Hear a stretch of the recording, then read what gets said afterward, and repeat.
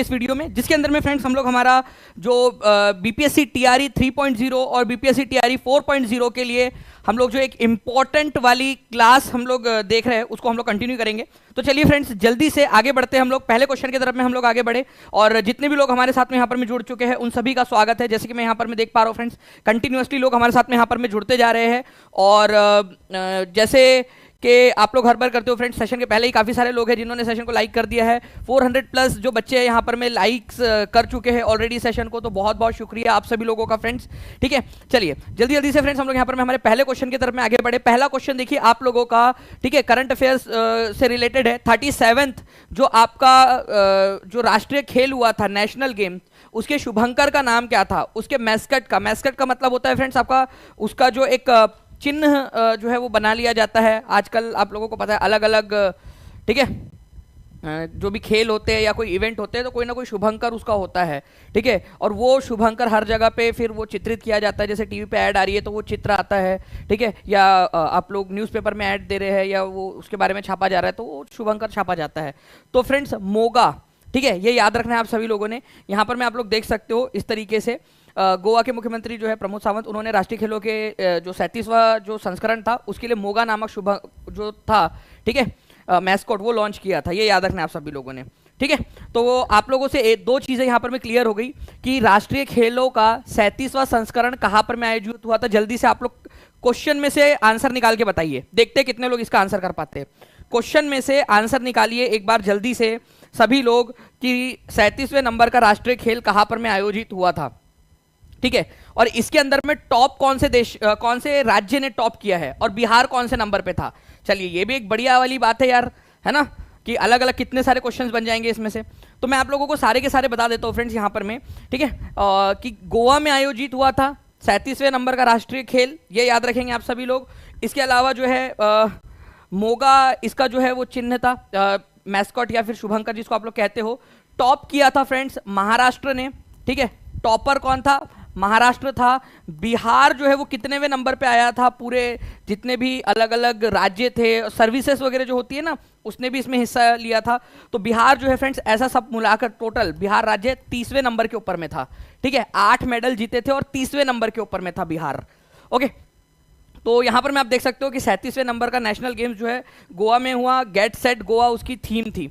ठीक है, महाराष्ट्र ने टॉप किया था, ये आप देख सकते हो, महाराष्ट्र ने टॉप किया 228 मेडल्स के साथ में, टोटल 228 मेडल्स के साथ में। और बिहार जो है वो 30वें नंबर पे रहा था, उसमें बिहार 30th नंबर पे रहा था 8 मेडल्स के साथ में। ठीक है, टोटल उसमें 8 मेडल्स थे। आप लोग यहां पर मैं देख सकते हो फ्रेंड्स, बिहार 30वें नंबर पे था टोटल 8 मेडल्स के साथ में, जिसमें से 3 सिल्वर 5 ब्रॉन्ज थे। ये आप लोग याद रख लोगे।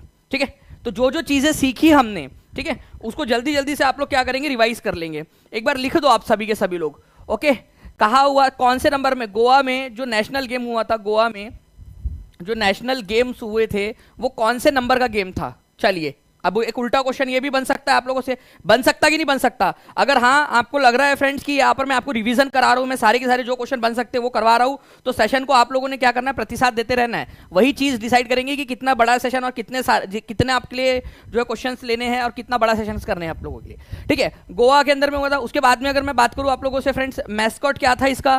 ठीक है, एक बार जल्दी से लिख दो, नहीं याद आ रहा तो पीछे जाओ वापस से वीडियो के अंदर में और फिर से एक बार देखो और लिखो, ताकि आपको याद हो जाए। आपकी एक्टिविटी करवा रहा हूं यहां पर। उसके बाद में टॉप किसने किया था? बिहार कौन से नंबर पे था? ठीक है, बिहार का नंबर और टॉपर कौन था, ये दोनों के दोनों आप बता देंगे। ठीक है, चलिए नेक्स्ट जो है फ्रेंड्स, क्वेश्चन की तरफ में आगे बढ़ते हैं। उस जहाज का नाम क्या था जिसमें विलियम हॉकिंस पहली बार भारत आए थे? Dragon, Munro, Edward, Hector, none of the above. ठीक है, क्या नाम था उस जहाज का जिसके अंदर में विलियम हॉकिंस जो है भारत आए थे?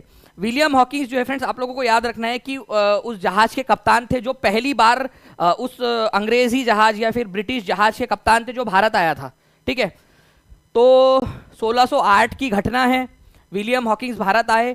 किसके समय में आए थे, किसके दरबार में गए थे, वो ये भी आप लोग बता दोगे। तो हेक्टर नाम का जहाज था वो, उस जहाज का नाम क्या था जिससे वो आए थे, जिस जहाज के वो कप्तान थे? हेक्टर नाम का वो जहाज था। और कौन आए थे? William Hawkins. ये क्वेश्चन जो है फ्रेंड्स आप लोगों का केबीसी के अंदर में भी आ चुका है। ठीक है, वो आपको पता है ना, वो दो भाई थे जिन्होंने 7 करोड़ रुपए जीते थे, ठीक है, उनसे ये सवाल था 7 करोड़ रुपए के लिए, विलियम हॉकिंस। तो हेक्टर नाम के जहाज के कप्तान कौन थे? विलियम हॉकिंस थे। ओके, चलिए कब आए थे ये? तो 1608 के अंदर में फ्रेंड्स ये जहाज आया था आप लोगों का। और कौन से शासन के कौन से राजा थे उस समय में? मुगल बादशाह कौन थे? ये भी क्वेश्चन पूछा जा सकता है, ठीक है। तो उस समय मुगल बादशाह थे जहांगीर, जहांगीर मुगल बादशाह थे, ये याद रखना है आप सभी लोगों ने, जहांगीर। इंपॉर्टेंट पॉइंट है फ्रेंड्स, एग्जाम के अंदर में कभी भी आप लोगों से पूछा जा सकता है। अगर आप लोग कहोगे तो मैं आप लोगों को जो है बहुत सारे और भी पॉइंट्स आपको यहाँ पर मैं बता सकता हूँ, अगर आप लोग चाहो तो, ठीक है। जैसे कि फ्रेंड्स जहांगीर ने जो है, जहांगीर के समय काल में आए थे। भारत के अंदर में शासक था जहांगीर। उसी समय में ब्रिटेन का शासक कौन था?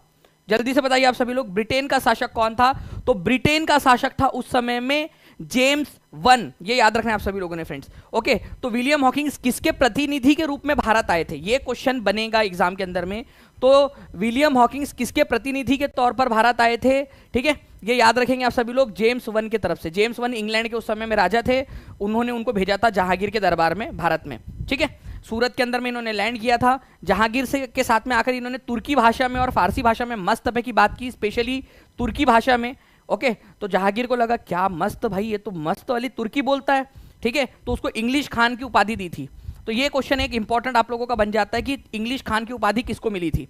आप लोग लिखिए इंग्लिश खान विलियम हॉकिंस, ठीक है, इंग्लिश खान विलियम हॉकिंस लिखेंगे सभी के सभी लोग। ओके, चलिए, और इसको 400 जात का मनसबदार भी बनाया था, मनसबदार बना दिया था 400 जात का। जात एक बेसिकली रैंक होती थी, नंबर के आगे लगाया जाता था। 400 जात, 500 जात, 1000 जात, 2000 जात, जितना बड़ा वो जात नंबर उतने ज़्यादा बड़े आप मनसबदार। तो एक ऐसी टाइटुलर तौर पर एक सिर्फ नाम मात्र के लिए, ठीक है, रिस्पेक्टफुली एक 400 जात का मनसबदार भी बना दिया था उसको। तो ये भी आपको याद रखना है, ठीक है। तो एक आध क्वेश्चन छुटकू से भी बना के देखते हैं आप लोगों के लिए, ठीक है, कि क्या क्वेश्चन माना। Who was the first English man to come to India in 1608? 1608 के अंदर में कौन आया था? ठीक है, जेम्स वन आया था, कैप्टन विलियम हॉकिंस आया था, जहांगीर आया था, इंग्लिश खान आया था। तो एक्चुअली विलियम हॉकिंस, ठीक है। एक और क्वेश्चन हम लोग यहाँ पर में बना के देखते हैं। Which Mughal empire called Captain Hawkins English Khan? किसने इंग्लिश खान की उपाधि दी थी? ठीक है, तो इंग्लिश खान की उपाधि एम्पायर जहांगीर ने दी थी उसको, ठीक है। उसके बाद में what language was captain Hawkins well versed in? कौन सी भाषा के अंदर में वो वेल वर्स्ड था? ठीक है, अगर हम इस पर्टिकुलर स्लाइड के हिसाब से बात करें तो तुर्की भाषा के अंदर में बहुत अच्छा था वो, जिसकी वजह से उसको इंग्लिश खान की उपाधि मिली थी। नेक्स्ट क्वेश्चन की तरफ में आगे बढ़ते हैं हम लोग फ्रेंड्स। आई होप ये वाली सारी चीज़ें आप लोगों ने अच्छे से याद कर ली होंगी और पूरा आपको याद हो गया होगा।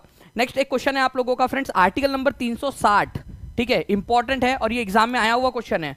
तो भारतीय संविधान के अनुच्छेद 360 में राष्ट्रपति को किसकी घोषणा करने का अधिकार है?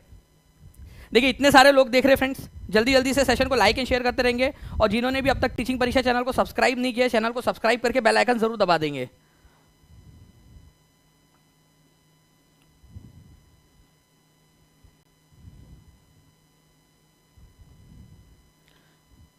बाय द वे फ्रेंड्स, आप लोगों के लिए एक गुड न्यूज़ भी है आपके अपने परिवार का, ठीक है, कि 4,90,000 सब्सक्राइबर्स पूरे हो चुके हैं।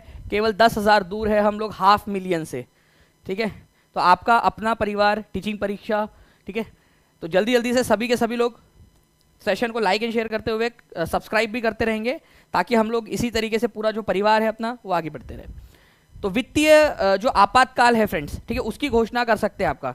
तो फाइनेंशियल इमरजेंसी की घोषणा की बात हो रही है। राष्ट्रपति शासन लगाने की जो बात है आपकी, वो होता है आपका आर्टिकल नंबर 356 के अंदर में, ठीक है।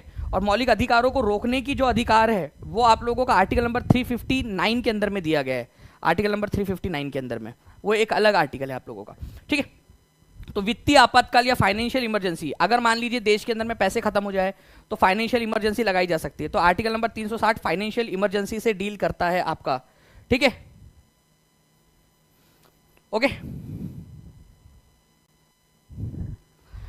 तो ये आप देख सकते हो फ्रेंड्स, नेशनल इमरजेंसी आपका आर्टिकल नंबर 352 से रिलेटेड है। स्टेट इमरजेंसी जिसको राष्ट्रीय आपातकाल कहा जाता है 356 से रिलेटेड है, राष्ट्रपति शासन।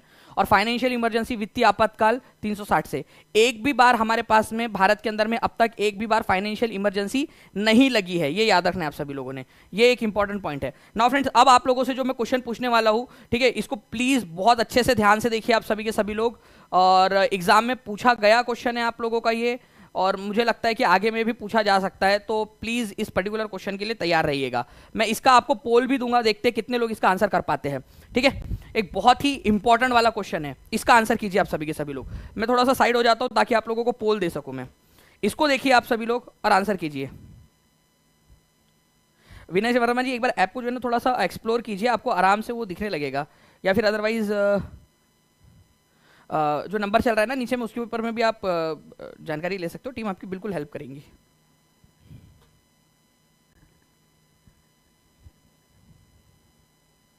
चलिए, मैंने आप लोगों को पोल दे दिया है फ्रेंड्स, पोल के अंदर में भी आंसर करते रहेंगे सभी के सभी लोग।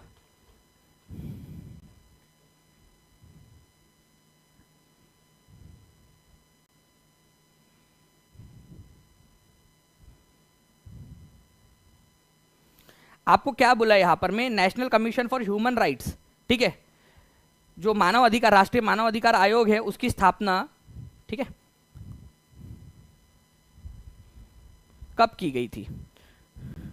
तो राष्ट्रीय मानव अधिकार आयोग जो है इसकी स्थापना के लिए आप लोग, मैं जैसे कि देख पा रहा हूं फ्रेंड, कंटिन्यूअसली लोग पोल कर रहे हैं, सी आंसर लगा रहे हैं मैक्सिमम लोग, ठीक है, और सब लोगों का जो भी यहाँ पर पोल में आंसर आया है उन सभी लोगों का आंसर गलत है। जिन लोगों ने कमेंट के अंदर में, मोस्ट प्रोबेबल भी हो सकता है किसी ने सही आंसर किया हो यहाँ पर में, 12 अक्टूबर 12 अक्टूबर 1993 के अंदर में उसकी स्थापना हुई थी, ठीक है, और 1993 दिया ही नहीं है, 12 अक्टूबर 1993, सिंपल खेला हो गया आप लोगों के साथ में। तो किस वर्ष राष्ट्रीय मानवाधिकार आयोग की स्थापना की गई थी? 1993 में, तारीख के साथ लिखो सभी लोग, national human rights commission, important question है आप लोगों का, और आंसर हो जाएगा यहां पर में नन ऑफ दी अबव, उपरयुक्त में से कोई नहीं। एग्जाम में पूछा गया क्वेश्चन है ये आप लोगों का, कभी भी आ सकता है। राष्ट्रीय मानव अधिकार आयोग, ठीक है, 12 अक्टूबर 1993 के अंदर में। कितने लोग चाहते हैं कि मैं यहां पर मैं एक इंपॉर्टेंट वाली चीज है आप लोगों को पूरा का पूरा बता दूं, ठीक है, और वही डिसाइड करेगा कि आगे में और मैंने आप लोगों को कितनी सारी चीजें मतलब और भी कितनी चीजें बतानी है। जैसे फॉर एग्जांपल फ्रेंड्स, अगर मैं बात करूं आप लोगों से, एक पॉइंट आप लोगों से पूछा जा सकता है, नेशनल ह्यूमन राइट्स कमीशन आपसे पूछा जा सकता है, नेशनल कमीशन फॉर वुमेन की स्थापना कब की गई थी? ठीक है, नेशनल कमीशन फॉर वुमेन, ठीक है, राष्ट्रीय महिला आयोग, ठीक है, राष्ट्रीय महिला, ठीक है, महिला आयोग की स्थापना कब की गई थी? ये क्वेश्चन आ सकता है आप लोगों से, राष्ट्रीय महिला आयोग की स्थापना, तो ये भी क्वेश्चन एक इंपॉर्टेंट क्वेश्चन बनता है आप लोगों का, तो ये प्लीज इसको याद रखोगे आप लोग फ्रेंड्स। 1992 के अंदर में इसकी स्थापना की गई थी। National commission for women, national commission for women act जो था वो बन गया था आप लोगों का, एक्ट जो कानून था वो 1990 में बन चुका था, ठीक है, लेकिन फिर भी आयोग की स्थापना कब हुई? 1992 में हुई थी, 1992 में। इसकी पहली प्रेसिडेंट बहुत इंपॉर्टेंट है, कुछ समय पहले उनका निधन हुआ था, इसी वजह से ज्यादा इंपॉर्टेंट हो जाती है वो। इसकी जो फर्स्ट प्रेसिडेंट थी वो थी जयंती पटनायक, फर्स्ट प्रेसिडेंट, ठीक है, जयंती पटनायक, जयंती पटनायक, पटनायक इंपॉर्टेंट क्वेश्चन है, इसको याद रख लीजिए आप लोग। फर्स्ट प्रेसिडेंट थी जयंती पटनायक, राष्ट्रीय महिला आयोग की। तो इंपॉर्टेंट पॉइंट था फ्रेंड जो आप लोगों को यहां पर मैं बता दिया मैंने, तो प्लीज इसको याद रखेंगे आप सभी के सभी लोग।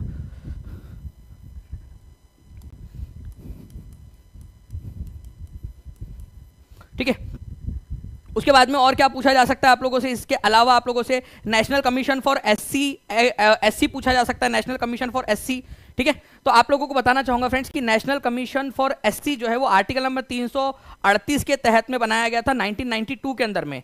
नेशनल कमीशन, नेशनल कमीशन, ठीक है, फॉर एससी, शेड्यूल्ड कास्ट, ठीक है, national commission for scheduled caste, ये याद रखना है आप सभी लोगों ने फ्रेंड्स। ये आप लोगों का आर्टिकल नंबर 338 के तहत, ये हमारा संवैधानिक निकाय है, आर्टिकल नंबर 338 में इसके बारे में दिया गया है, और इसके तहत इसकी स्थापना की गई थी आप लोगों की 1992 में, ठीक है। इतना लेट बना ये आपका, और सूरज भान जो है फ्रेंड्स इसके अध्यक्ष थे पहले, ठीक है, सूरज भान। नेशनल कमीशन फॉर एसटी कब बना, ये क्वेश्चन पूछा जा सकता है। National commission for ST, national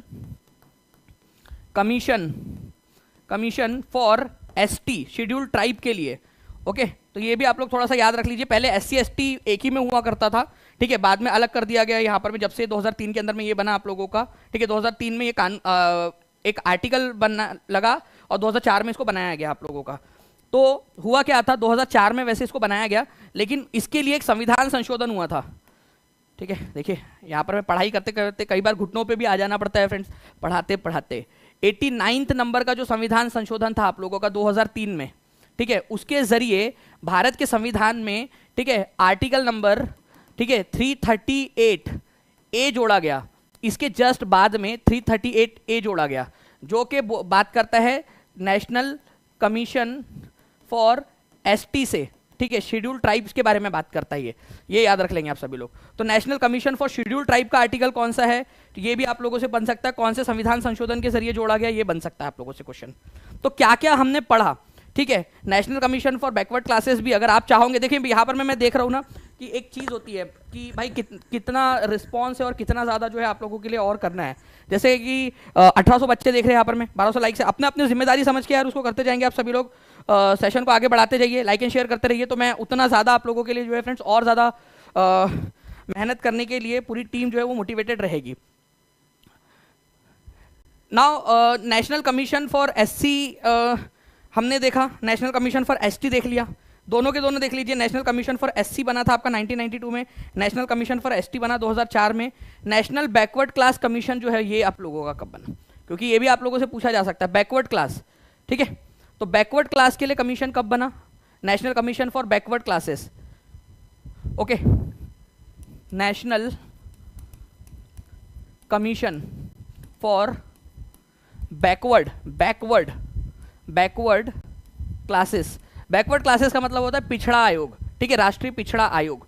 ये बनाया गया था फ्रेंड्स आप लोगों का एक कानून के जरिए, सबसे पहले कानून था उसके जरिए बनाया गया 1993 में। तो इसका जो एक्ट था national commission for backward class act, ये बना था 1993 में। तब से ये क्या था, एक जो है आपका स्टैट्यूटरी बॉडी, सांविधिक निकाय के रूप में काम कर रहा था, संवैधानिक नहीं था, संविधान में इसका कोई आर्टिकल नहीं था, ये ऐसे ही काम कर रहा था। फिर क्या हुआ, इसको संवैधानिक दर्जा देने के लिए 2018 में एक संविधान संशोधन किया गया, और वो संविधान संशोधन था आपका कॉन्स्टिट्यूशनल अमेंडमेंट एक्ट नंबर 102, ठीक है। इसके जरिए हमारे भारत के संविधान के अंदर में एक आर्टिकल जोड़ा गया आपका, ठीक है, वो आर्टिकल भी मैं यहां लिख देता हूं आप लोगों के लिए, 338B, ये याद रखना है आप सभी लोगों ने, ठीक है, 338B जोड़ा गया आपका, और ये बन गया आपका। अब पहले क्या था, एक कानून बनाकर सांविधिक या फिर आपका स्टैट्यूटरी बॉडी थी। स्टैट्यूटरी का मतलब होता है जो कानून के जरिए कोई संस्था बनाई गई हो, और संवैधानिक का मतलब होता है जिसको संविधान में जोड़ दिया गया हो, जिसका उल्लेख संविधान के अंदर में है। तो आपका national commission for SC, national commission for ST, national commission for backward class, ये संवैधानिक निकाय है, मतलब संविधान में इसका उल्लेख है। क्या नेशनल कमीशन फॉर वुमेन्स, महिला आयोग, राष्ट्रीय महिला आयोग, क्या ये संवैधानिक निकाय है, हाँ या ना बताओ। क्या उसका कोई आर्टिकल बताया मैंने आप लोगों को, राष्ट्रीय महिला आयोग का आर्टिकल बताया मैंने आप लोगों को, कोई राष्ट्रीय मानव अधिकार आयोग का कोई आर्टिकल बताया मैंने आपको, नहीं, वो संवैधानिक निकाय नहीं है, संविधान में उसका उल्लेख नहीं है आप लोगों का। तो प्लीज इस बात को समझिए, जो बच्चा करेगा, जो बच्चा अच्छे से रहेगा वो आगे बढ़ेगा यहां पर में, ठीक है। तो संवैधानिक निकाय जो है आप लोगों का, ये याद रखना है आप लोगों ने friend, national commission for backward classes 1993 में पहले संवैधानिक निकाय नहीं था, सांविधिक था। सांविधिक मतलब जो संविधान में ना हो, सांविधिक था, ठीक है, स्टैट्यूटरी बॉडी था। 2018 में उसको संवैधानिक कर दिया गया, ठीक है, आर्टिकल नंबर 102 के तहत संविधान संशोधन करके, ठीक है। तो ये जो कुछ पॉइंट्स थे आपके याद रखना है। राष्ट्रीय महिला आयोग के पहले प्रेसिडेंट का नाम जल्दी से आप लोग लिख देंगे कमेंट बॉक्स में, ताकि आप लोगों को याद हो जाए, ठीक है। राष्ट्रीय महिला आयोग के अध्यक्ष का नाम आप लोग लिख देंगे जल्दी जल्दी से। चलिए, आई होप आप सभी लोगों ने यहां पर मैं लिख दिया है फ्रेंड्स, ठीक है, ताकि आपको याद हो जाए, क्योंकि जब ये क्वेश्चन आएगा एग्जाम के अंदर में तो आपकी सेंसेस, आपका दिमाग जो है ना ऑटोमेटिक काम करना चाहिए, ऑटोमेटिक मोड के अंदर में। उसको एक आपने एक्स्ट्रा न्यूरॉन अपने दिमाग में ऐड कर दिया, इंफॉर्मेशन ऐड कर दिया आप लोगों ने यहाँ पर, ठीक है। तो सभी के सभी बच्चा, हर एक बच्चा जिसको पेपर क्लियर करना है वो लिखता जाएगा। नेक्स्ट क्वेश्चन की तरफ में आगे बढ़ते हैं, नेक्स्ट पॉइंट की तरफ में हमारे, ठीक है। तो जो मेन पॉइंट था आप लोगों का, उसका भी एक क्वेश्चन पूछ ही लेता हूं ना मैं आपसे, जब इतना खर्चा हो ही गया है मालिक, ठीक है, तो ये पूछ ही लेता हूं। नेशनल ह्यूमन राइट कमीशन, बताइए इसका गठन कब हुआ था? जो क्वेश्चन मेन था, जिसका आंसर अभी आप लोगों ने लगाया, ठीक है, नन ऑफ दी अबो लगाया आप लोगों ने, ठीक है ना, इस तरीके से लगाया ना आप लोगों ने आंसर, नन ऑफ दी अबो। देखिए लेकर आ गया मैं आप लोगों को स्लाइड के ऊपर में, national commission for human rights, बता दीजिए अभी।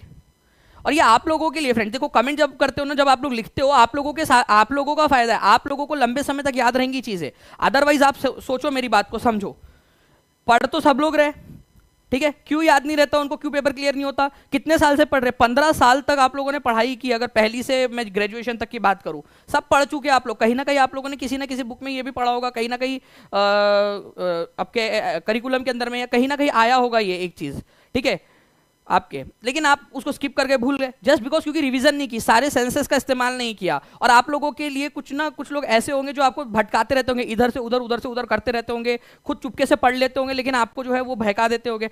ऐसे लोगों से दूर रहना। और ऐसे लोग आपको मिलेंगे समाज के अंदर में जो इवन जब से ऑनलाइन आया तब से तो इस तरीके से लोग और आ गए, वो उनको क्योंकि नाम वगैरह दिखता नहीं, वो दिखते नहीं, तो वो ना कमेंट के अंदर में या इधर उधर चैट के अंदर में आपको बहका देंगे, खुद चुपचाप से जाके पढ़ लेते हैं, ठीक है। तो ऐसे लोगों से बच के रहना और अपनी मेहनत करते रहनी है आप लोगों ने। 12 अक्टूबर 1993, ये याद रखेंगे आप सभी लोग फ्रेंड्स, ठीक है। आगे बढ़ते हैं फ्रेंड्स हम लोग यहां पर में नेक्स्ट वाले क्वेश्चन की तरफ में हमारे।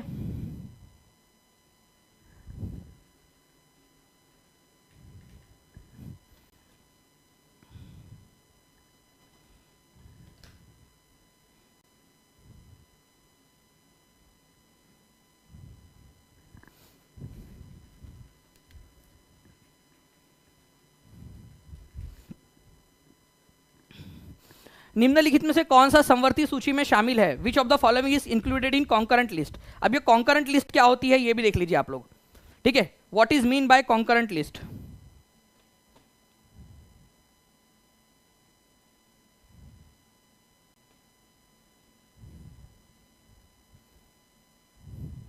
जी, तो देखिए फ्रेंड्स, अगर मैं कॉन्करेंट लिस्ट की बात करूं आप लोगों से, तो कॉन्करेंट लिस्ट का मतलब होता है आप लोगों का एक ऐसी सूची, समवर्ती सूची का मतलब जिसके अंदर में तीनों कानून बनाया, मतलब जो दोनों के दोनों हैं, राज्य सरकार और केंद्र सरकार कानून बना सकती है।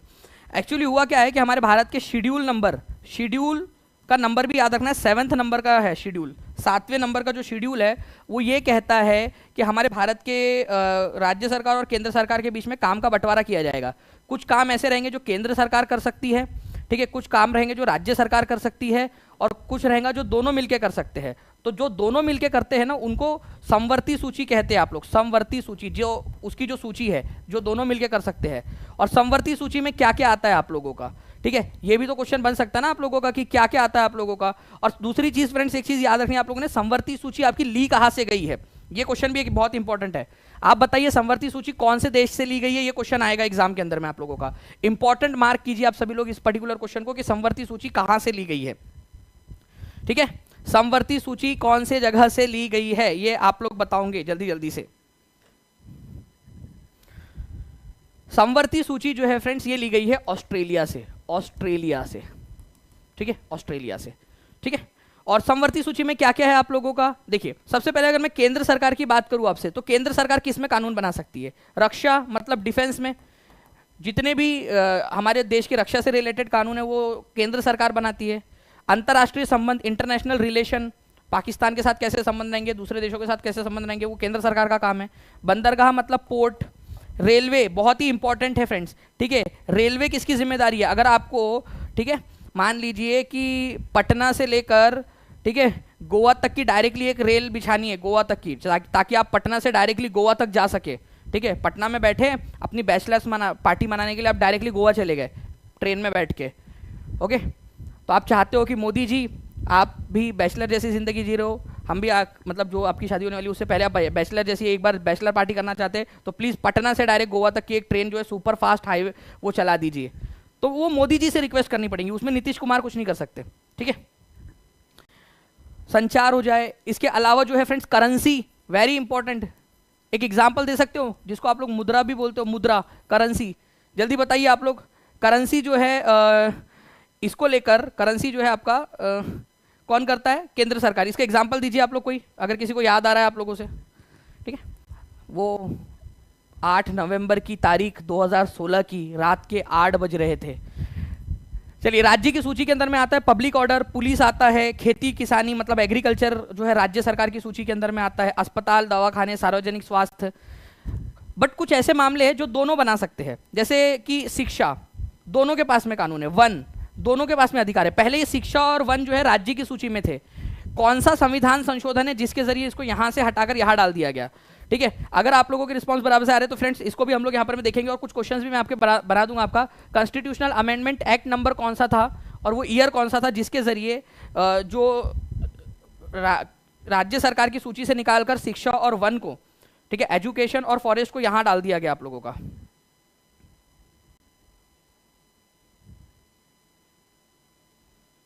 हाँ बिल्कुल, जंग बहादुर जी, 1000 और 500 के नोट बंद हो गए थे। तो 1976 के अंदर में 42nd नंबर का जो संविधान संशोधन था उसके जरिए किया गया था ये, ठीक है। तो शिक्षा और वन समवर्ती सूची में है। अब इस क्वेश्चन को देखेंगे आप सभी लोग जल्दी जल्दी से, बताइए इस क्वेश्चन का आंसर क्या होगा आपका। तो which of the following include in the concurrent list, तो कॉन्करेंट लिस्ट के अंदर में आप लोगों का जो है फ्रेंड्स फॉरेस्ट आता है कॉन्करेंट में, कॉन्करेंट, ठीक है। एग्रीकल्चर जो है स्टेट में आता है और पुलिस जो है वो भी स्टेट में आती है। तो आंसर क्या होगा आपका, आंसर आप लोग लगा दिया डायरेक्टली, जंगल, फॉरेस्ट। और ये एक्चुअल क्वेश्चन है फ्रेंड्स, एग्जाम में पूछा गया, हो सकता है जीएस में पूछ लिया, अब किसी भी एग्जाम के अंदर में आप लोगों से, पीआरटी में पूछ लिया जाएगा, हो सकता है 6 to 8 में पूछ ले, 11 12 में पूछ ले, 9 10 में पूछ ले, या किसी आपके मेन वाले सब्जेक्ट में पूछ ले, कुछ भी किया जा सकता है भाई अब तो ये क्वेश्चन का, ठीक है। तो इस तरीके से जो है फ्रेंड्स बहुत सारे पॉइंट्स यहाँ पर में बन सकते हैं आप लोगों के। ना फ्रेंड्स अब एक जो है ना चीज़ मैं आप लोगों के साथ में शेयर करना चाहता हूँ, ठीक है। जैसे मैंने पिछले लेक्चर के अंदर में आप लोगों के साथ में कुछ चीज़ें शेयर की थी, कितने लोगों ने पिछला लेक्चर देखा है अच्छे से, बताइए यूनाइटेड नेशंस की 7 लैंग्वेजेस कौन सी है। लैंग्वेजेस मैंने जैसे कल आप लोगों को बताया था ना, हर रोज मैं आपको कुछ ना कुछ नए पॉइंट्स बताऊंगा, ठीक है। तो आज मैं आपको बताने वाला हूँ फ्रेंड्स 7 इयर्स वॉर, जिसको सप्तवर्षीय युद्ध भी कहा जाता है, 7 साल का युद्ध, 7 ईयर वॉर्स, ठीक है। तो ये सप्तवर्षीय युद्ध जो है फ्रेंड्स आपका 1756 से 1756 से लेकर 1763 तक चला था। इंपॉर्टेंट पॉइंट है, सप्तवर्षीय युद्ध कब से कब तक चला, ये क्वेश्चन एक बन गया आपको का। किसके किसके बीच में चला था, दूसरा क्वेश्चन आप लोगों का, ठीक है। तो ये चला था इंग्लैंड और फ्रांस के बीच में, इंग्लैंड और फ्रांस के बीच में चला। कौन जीता कौन हारा, ये क्वेश्चन बन सकता है आपका। इंग्लैंड जीता, फ्रांस हार गया था सप्तवर्षीय युद्ध। तो ये क्वेश्चन पूछा जाता है कि सप्तवर्षीय युद्ध में किसकी पराजय हुई थी, तो फ्रांस की पराजय हुई थी। और उस युद्ध के बाद में कौन सी संधि पर हस्ताक्षर किए गए, ठीक है, कौन सी संधि थी जिस पर हस्ताक्षर किए गए, तो वो संधि थी ट्रीटी ऑफ पेरिस, ठीक है, ट्रीटी ऑफ पेरिस, पेरिस की संधि पर हस्ताक्षर किए गए, ये याद रखना आप सभी लोगों ने, ठीक है। Treaty of Paris, treaty of Paris सप्तवर्षीय युद्ध के बाद में कब हुई थी, जस्ट उसी साल जब ये युद्ध खत्म हुआ 1763 में। चलो ये सभी के सभी लिखेंगे जल्दी जल्दी से आप लोगों के लिए friends, okay.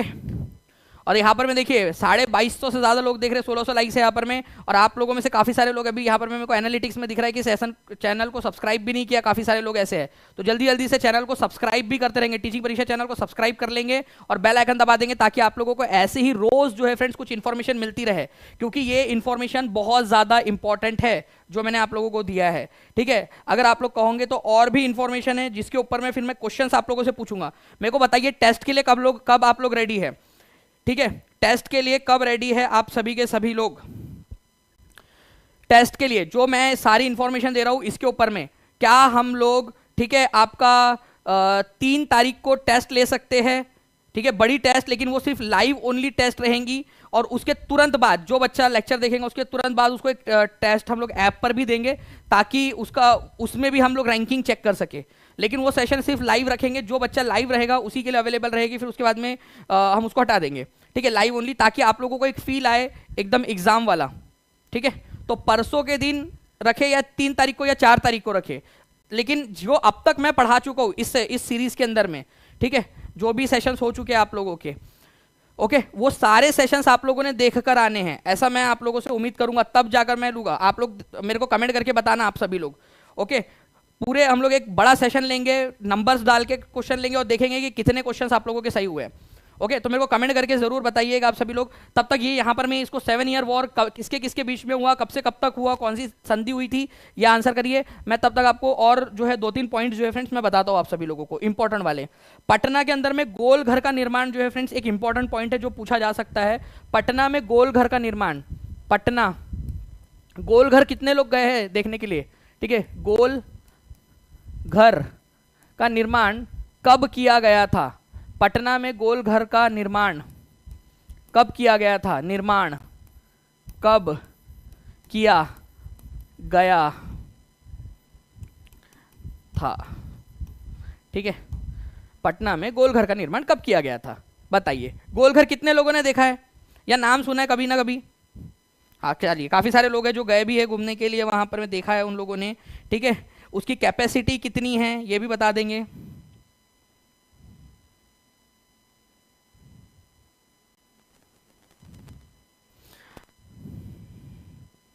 Very good friends. देखिए, तो एक्चुअली ना ये गोल घर जो है इसको अनाज भंडार के रूप में बनाया गया था आप लोगों का।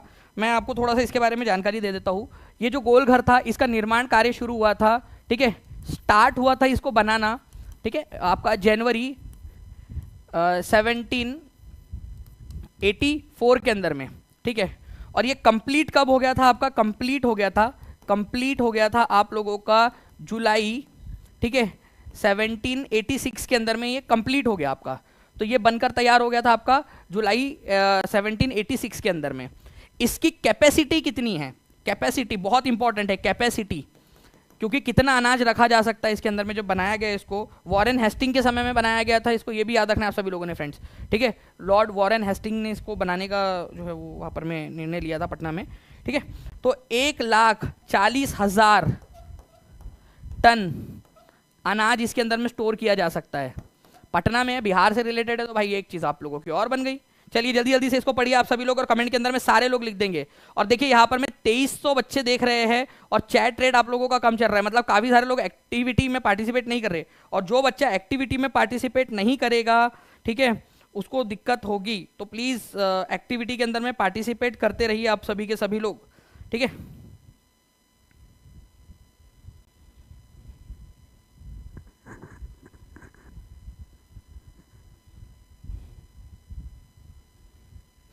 आई होप आप सभी लोगों ने फ्रेंड्स लिख दिया यहाँ पर में, जितने भी लोग हैं यहाँ।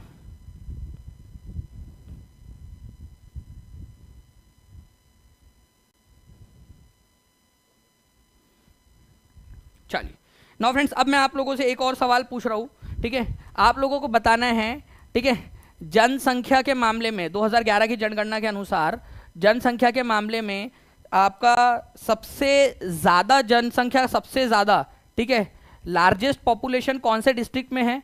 लार्जेस्ट पॉपुलेशन, ठीक है, और लोवेस्ट पॉपुलेशन कौन से डिस्ट्रिक्ट में है? ये भी आप लोग मेरे को कमेंट करके जल्दी जल्दी से बताइए। देखते हैं कितने लोग इसका आंसर कर पाते हैं। लार्जेस्ट पॉपुलेशन और लोवेस्ट पॉपुलेशन, ये क्वेश्चन आप लोगों के एस्टेट की एग्जाम्स में, बीपीएससी के टीआरई की एग्जाम में और नॉर्मल एग्जाम में भी पूछे जा चुके हैं। 1900 से ज़्यादा लाइक्स हो चुके हैं फ्रेंड्स। सभी लोग जल्दी जल्दी से सेशन को लाइक एंड शेयर करते रहेंगे तो मज़ा आएगा आगे में भी इस तरीके से पढ़ाने में। और आप लोग मेरे को कमेंट करके ये भी बताते रहना है आप सभी लोगों ने कि कितने लोग चाहते हैं कि आप लोगों के लिए जो है वो टेस्ट जो है लाइव ओनली जो टेस्ट है वो करे। और आप लोगों को लाइव ओनली टेस्ट का जो है लिंक वगैरह भी आपको मिल जाए तो वो फॉर्म जो मैंने आपको दिया हुआ है ना, उस फॉर्म को ज़रूर फिल कर देना आप लोग। ठीक है, जितने भी बच्चों ने फॉर्म फिल नहीं किया है, ठीक है, वो फॉर्म फिल कर देंगे जो आप लोगों को पिछले लेक्चर में दिया हुआ था, सिंपल सा है। ठीक है, उस फॉर्म पे क्लिक करना है। ठीक है, जो भी उसके अंदर में मेरे ख्याल से 30 सेकंड लगेंगे मैक्सिमम आप लोगों को उसको करने में। ओके, वो फॉर्म फिल कर दोगे आप, आपको जो है जो भी इंपॉर्टेंट इन्फॉर्मेशन है वो सारी की सारी आप लोगों को मिलती रहेंगी। कल भी देखा मैंने, काफ़ी सारे बच्चों ने भर दिया है उसको। ठीक है, आपको पिंड कमेंट के अंदर में और लास्ट में मैं दे भी दूंगा यहाँ पर मैं भी जी। पटना और शेखपुरा, ठीक है, पटना जो है फ्रेंड्स इसमें सबसे ज़्यादा पॉपुलेशन है। ठीक है, और जो शेखपुरा है, शेखपुरा यहाँ पर में सबसे कम पॉपुलेशन है शेखपुरा के अंदर में। ये भी आप लोग याद रखोगे, सभी के सभी लोग इंपॉर्टेंट है, आप लोगों का एग्जाम के अंदर में पूछा जा सकता है। ठीक है, तो प्लीज़ इस पर्टिकुलर पॉइंट को आप लोग याद रखिए। न्यूनतम और अधिकतम जनसंख्या वाला क्वेश्चन आपसे पूछा गया था। ठीक है भैया, आप लोगों का एक चीज़ आपको बताऊँ, ये क्वेश्चन जो है आपका न्यूनतम जनसंख्या वाला बिहार हेडमास्टर की एग्जाम के अंदर में भी आया हुआ था एक बार, है ना, बिहार हेडमास्टर की एग्जाम में। तो क्या क्या हमने पढ़ा है ये सारा एक बार आप लोग रिवाइज करोगे। ठीक है, जल्दी से बता दीजिए, रिवाइज करोगे आप सभी के सभी लोग। रिवाइज करके जो मैंने क्वेश्चन अभी आपको बताया उससे रिलेटेड मैं क्वेश्चन पूछ रहा हूँ आपको। पटना में गोल घर का निर्माण कब किया गया था? गोल घर का निर्माण, ठीक है, कब कंप्लीट हुआ था? कंप्लीट बताना है आप लोगों ने, क्योंकि निर्माण तभी हुआ था जब कंप्लीट हुआ। कहाँ पर में है ये गोल घर, ये बताएंगे आप सभी लोग। उसके बाद में जो क्वेश्चंस मैंने अभी आप लोगों को बताए हैं उसी से रिलेटेड कुछ सवाल मैं आप लोगों से पूछना चाहूँगा। जैसे कि आपका जो एजुकेशन है, एजुकेशन, ठीक है, फॉरेस्ट, इनको स्टेट सूची से निकालकर, स्टेट से निकालकर कॉन्करेंट सूची में रख दिया, कॉन्करेंट में। तो कॉन्करेंट में रख दिया गया कौन से वाले संविधान संशोधन के जरिए, ये आप लोग बताओगे। फिर उसके बाद में मैं आप लोगों को और एक क्वेश्चन है आपका, उसके तरफ मैं लेकर चलता हूँ, ठीक है। एक क्वेश्चन है आपका, उसके तरफ मैं भी लेकर चलता हूँ, इसका आंसर आप लोग जल्दी जल्दी से पहले कर दोगे, ठीक है। फिर आगे मैं क्वेश्चन की तरफ में लेकर चलता हूँ, जल्दी से बताइए।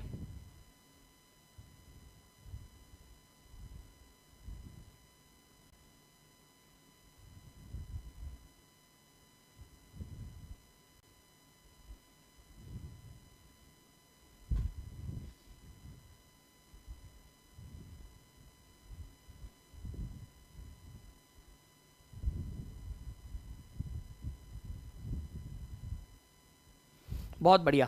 देखिए फ्रेंड्स, अब हम लोग यहाँ पर मैं आगे बढ़ते हैं हमारे जो है नेक्स्ट पर्टिकुलर क्वेश्चन के तरफ में, ठीक है।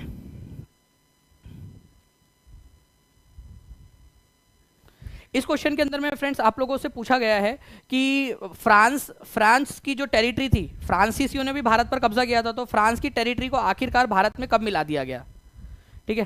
फ्रांसीसियों की टेरिटरी को भारत में आखिरकार कब मिला दिया गया, फ्रेंच टेरिटरी को।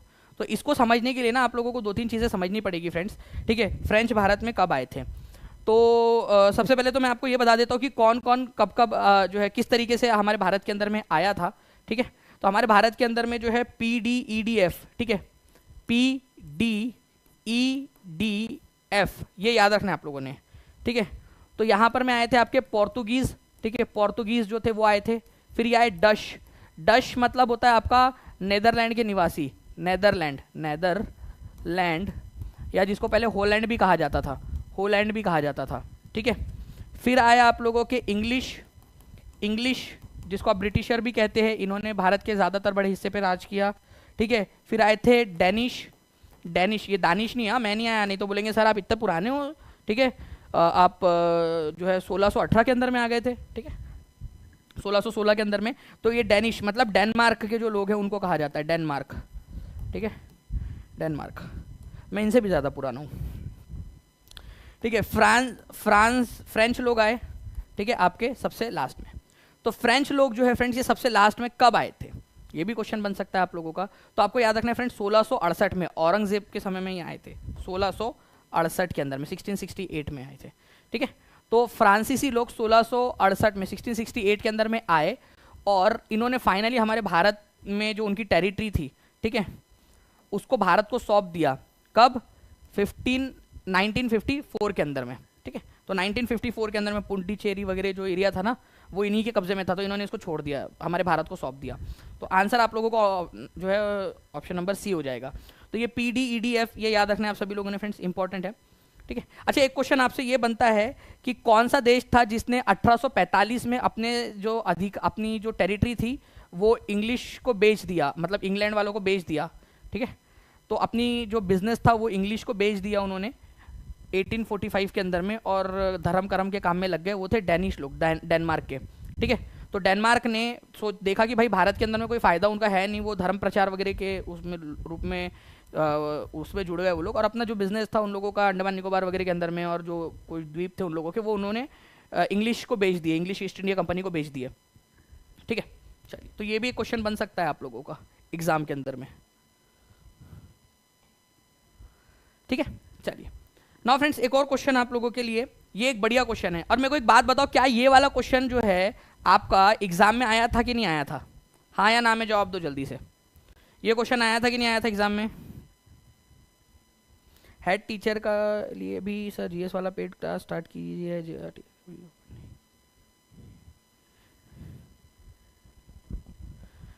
अजय कुमार जी, हेड टीचर के लिए भी ऑलरेडी आपके लिए कोर्स अवेलेबल है, आप ऐप के ऊपर में देखोगे तो आपको वहाँ पर में दिख जाएगा। और जितने भी बच्चे जो लोग जुड़ना चाहते हैं टीचिंग परीक्षा के साथ में, वो नीचे में नंबर चल रहा है, उस पर कॉल या व्हाट्सएप कर दीजिए, या फिर आप लोग जो है फ्रेंड्स कॉल या व्हाट्सएप कर दीजिए, या फिर टीचिंग परीक्षा ऐप के ऊपर में डायरेक्टली जाकर भी आप लोग जानकारी ले सकते हो। आप लोग जो भी मैक्सिमम डिस्काउंट होगा वो आपको ऐप के ऊपर में मिल जाएगा वहाँ पर में, ठीक है।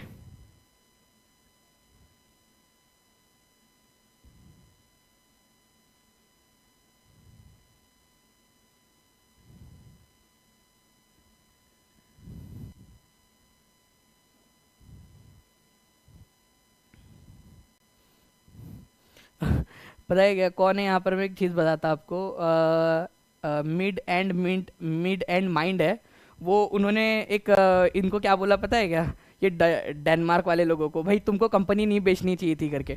मतलब वो उतने सारे लोग, ठीक है, जिन्होंने कंपनी चालू की, कुछ सोचा होगा बिजनेस नहीं हो रहा, प्रॉफिट नहीं हो रहा, ठीक है, और वो हमारा भाई यहाँ पर में भाई है या किसी की बहन है पता नहीं, तो वो कह रही है कि कंपनी नहीं बेचनी चाहिए थी करके डेनमार्क को।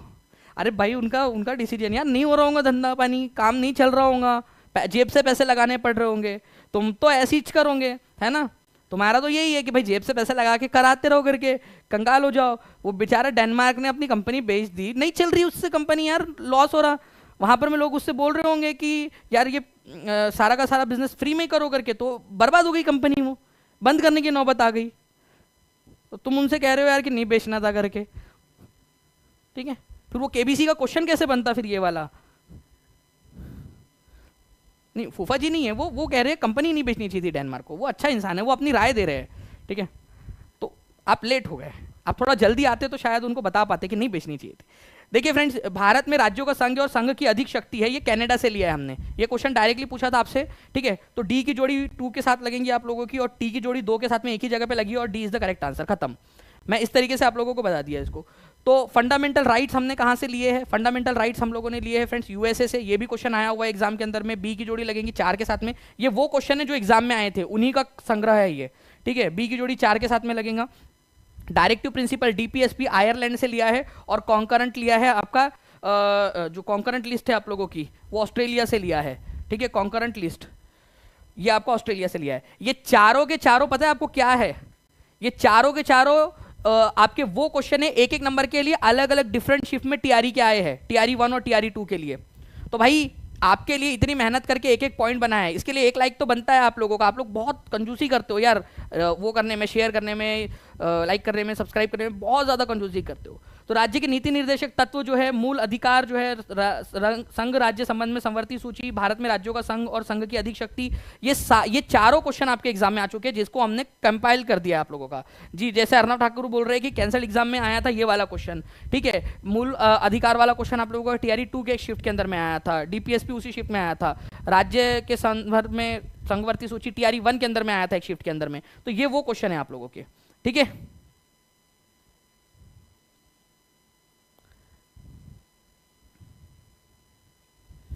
ओके, चलिए, तो आंसर आपका ऑप्शन नंबर डी हो जाएगा। Option number D is the correct answer, ठीक है? चलिए,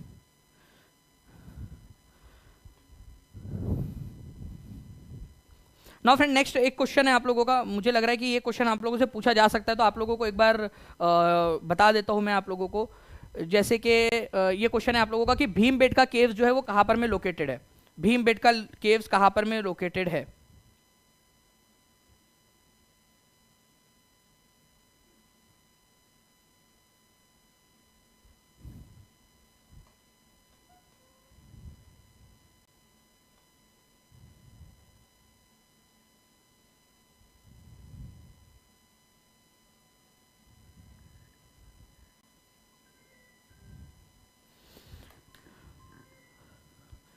चलिए, तो आंसर करते रहेंगे फ्रेंड्स सभी लोग जल्दी जल्दी से। भीमबेटका केव्स कहां पर में? जल्दी से देखिए, अनुपमा मिश्रा, ठीक है, जो अति होशियार लोग होते हैं ना, उनकी कैटेगरी, मतलब वो जो कैटेगरी होती है ना, उसके अंदर में मतलब बेसिकली आपको रखा जाता है उसके अंदर में, ठीक है? समझ गए होंगे ना तुम? चलिए, Bhimbetka caves are located in Madhya Pradesh. अच्छा, भीमबेटका केव्स क्यों फेमस है? भीमबेटका केव्स जो है फ्रेंड्स आप लोगों ने याद रखना है आप लोगों को, ठीक है, कि जो भीमबेटका केव्स जो है आप लोगों की, ये फेमस है आप लोगों का आपके बेसिकली जो शैल चित्र है, रॉक पेंटिंग्स, शैल चित्र, इसके लिए फेमस है। वहां पर में जो गुफाएं हैं, गुफाओं के ऊपर में चित्रकारी की गई है, ठीक है? हो सकता है इस तरीके से घोड़ा तो नहीं बनाया उन लोगों ने, हाथी वगैरह देखे, शेर देखे, जो भी देखा वो बनाया उन लोगों ने, ठीक है? तो अलग अलग जो चित्र है वो उन्होंने किए। ओके, घोड़ा क्यों नहीं बनाया? क्योंकि उस समय में घोड़ा भारत में पाया ही नहीं जाता था। ओके, तो मध्य प्रदेश के अंदर में भीमबेटका के अंदर में हमको सबसे ज्यादा रॉक पेंटिंग्स मिलती है, ठीक है? मध्य प्रदेश के भीमबेटका में, बहुत ही इंपॉर्टेंट है फ्रेंड्स। 2003 में इसको यूनेस्को वर्ल्ड हेरिटेज साइट में शामिल किया गया। आप लोगों को पेड क्लास में पूरा यूनेस्को की पूरा लिस्ट दिया ना मैंने, बड़ा सा, ठीक है, वो बहुत एपिक सेशन है, वो सेशन से बहुत सारे डाउट्स आपके क्लियर हो जाएंगे, तो वो प्लीज़ उसको ज़रूर देखना, अच्छे से रिवीजन करते रहना है। तो भीमबेटका की ऐसी जो है कई सारी गुफाएं मिली है आप लोगों को। इन गुफाओं में हमारे पूर्वज जो है रहा करते थे पूरा पाषाण काल के अंदर में, और 2003 में इसको विश्व धरोहर स्थल घोषित किया गया था। ठीक है, यूनेस्को वर्ल्ड हेरिटेज साइट घोषित किया गया था। इंपॉर्टेंट वाला पॉइंट आप लोगों का। नाउ फ्रेंड्स, एक क्वेश्चन आप लोगों से मैं करंट अफेयर का बताना चाहूंगा आप लोगों को। ठीक है, तो प्लीज इस पर्टिकुलर पॉइंट को भी आप सभी लोग याद रख लेंगे।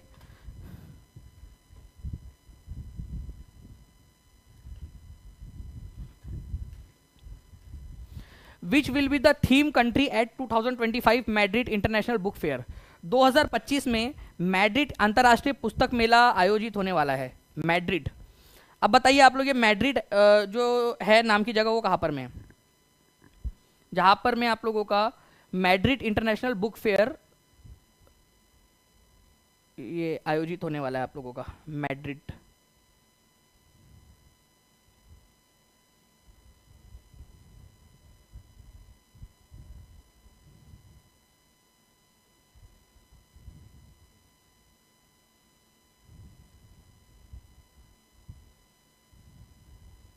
बहुत बढ़िया, आप लोगों के दोनों आंसर आ रहे हैं फ्रेंड्स। मैड्रिड जो है आप लोगों का, पहली बात जो मैंने आपसे पूछा वो स्पेन में है, ठीक है, ये याद रखना है आप लोगों ने। और इंडिया जो है वो उसकी थीम कंट्री है, मतलब इंडिया को इनवाइट किया गया, India will be the theme country. ये एक इंपॉर्टेंट पॉइंट है आप लोगों का। मैड्रिड के इंटरनेशनल बुक फेयर के अंदर में इंडिया को आमंत्रित किया गया है थीम कंट्री के रूप में। ठीक है, तो ये पॉइंट्स थे आप लोगों के, जो आप लोगों ने होपफुली जो है सारे के सारे यहाँ पर मैं इसको कर लिया होगा अच्छे से। ठीक है, और आप लोग बताएंगे मुझे कमेंट करके कि कब आप लोग चाहते हो कि आप लोगों की टेस्ट ली जाए। इसके अलावा आप लोगों को मैं एक जो फॉर्म दे रहा हूँ यहाँ पर मैं फिर से एक बार पेस्ट कर देता हूँ उसके लिंक को आप लोगों के लिए। इस फॉर्म को आप लोग भर लोगे फ्रेंड्स, आपको पिंड कमेंट के अंदर में तो मिल ही जाएगा फॉर्म, साथ ही साथ आप लोगों को पिंड चैट में भी मिल जाएगा और डिस्क्रिप्शन में भी मिल जाएगा फॉर्म। तो फॉर्म आप लोग आराम से भर सकते हो, कोई दिक्कत नहीं आएगी आप लोगों को। ओके, और उसके अलावा कौन से तारीख को, मतलब 3 तारीख को टेस्ट लेनी है या 4 को लेनी है, लेकिन पढ़ के आना है। और लाइव ओनली टेस्ट रहेंगे आप लोगों की, तो सभी लोग लाइव देखोगे उसको। ठीक है, 1 बजे। तो एग्जैक्ट आप लोग मेरे को बताइए 3 तारीख को करना है या 4 तारीख को करना है। मैं 3 तारीख को दिन बता देता हूँ आप लोगों का। 3 तारीख को वेडनेसडे है, 4 तारीख को जो है ठीक है थर्सडे है, बुधवार है और गुरुवार है। तो आप लोग कमेंट कीजिए और एक दूसरे के कमेंट को लाइक भी करते रहना, तो पता चल जाएगा कि कितने लोग कौन से तारीख को चाहते हैं यहाँ पर में। ठीक है,